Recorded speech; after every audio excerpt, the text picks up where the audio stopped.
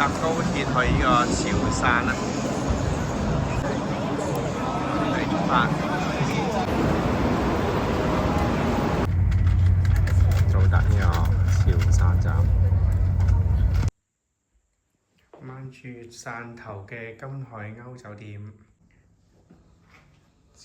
洗手盆喺出邊嘅呢個就係淋浴間，跟住咧就係床啦、電視。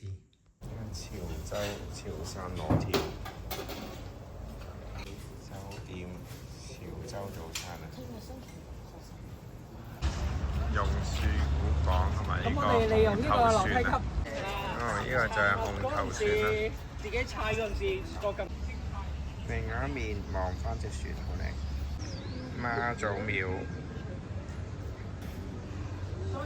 跟住有個紅頭船嘅卡通媽祖廟。天后廟。每一個汕頭嘅九龍壁，呢個係歷史嘅消防局。呢個就港際橋啊，叫壁畫，可以開合嘅。就係汕頭嘅小公園啊，小公園。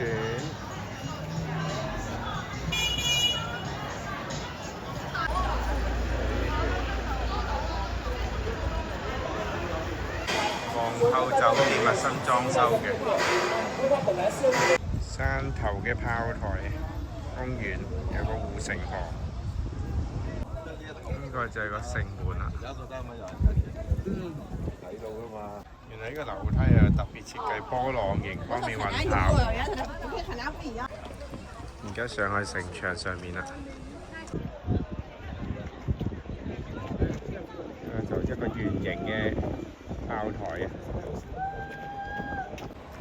大炮啊，大清江水，呢個一大片嘅草地啊，好似外國嘅城堡咁。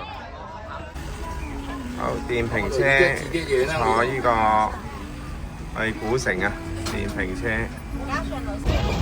呢度係港際門啊，港際橋啊。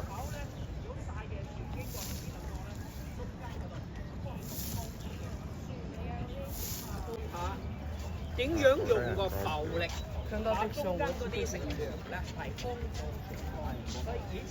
港際門喺呢度最靚嘅城樓啊！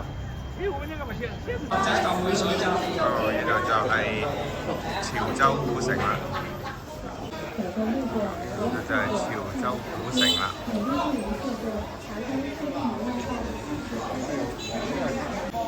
一次多改一次。